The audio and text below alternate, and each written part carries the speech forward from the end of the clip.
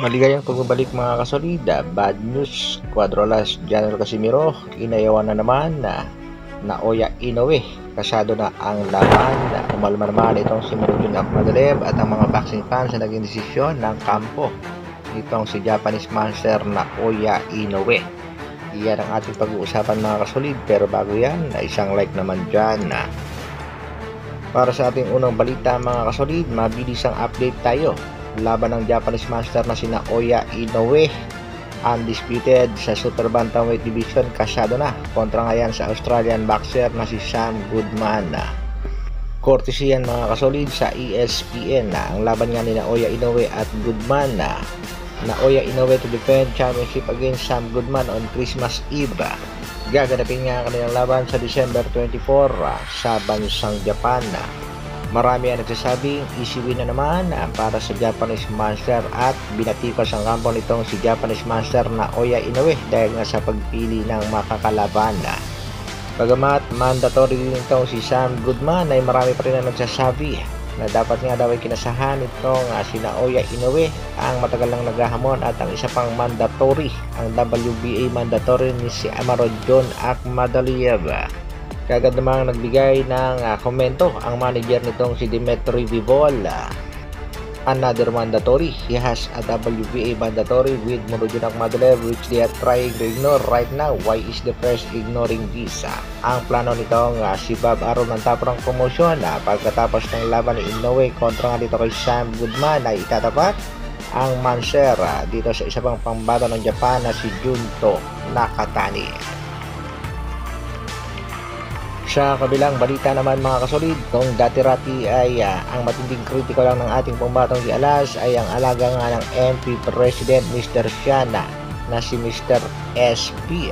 Pero sa pagkawala nga ng kanyang catman na si Mr. Stephen Lunas ay tila dumami na rin ang nagsialisan sa Casimiro World. Matatanda natin ang isa sa mga defender ng angas ng Pinas ay itong si Engineer Balachong.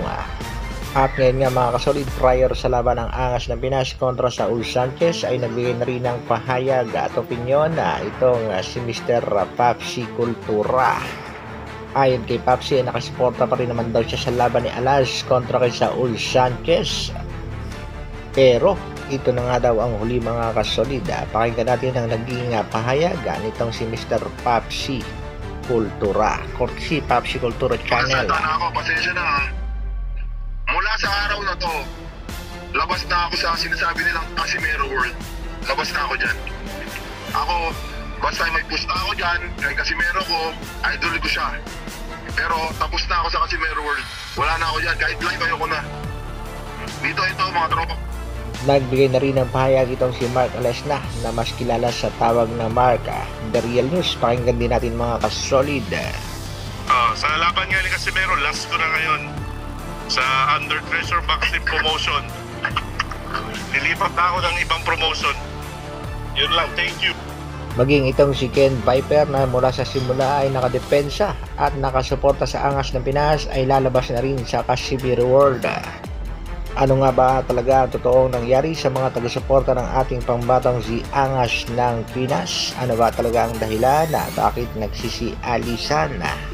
Hopefully mga kasolid ay nakapokus ang ating pambatang si Angas ng Pinas sa kanyang laban kontra dito kay Saul Sanchez dahil pag natalo ang ating pambato baka pati itong Treasure Boxing Promotion umalis na rin at tuluyan na rin mawala ang pag-asa nating makaharap ng Angas ng Pinas ang tinaguriang halimaw ng Japan.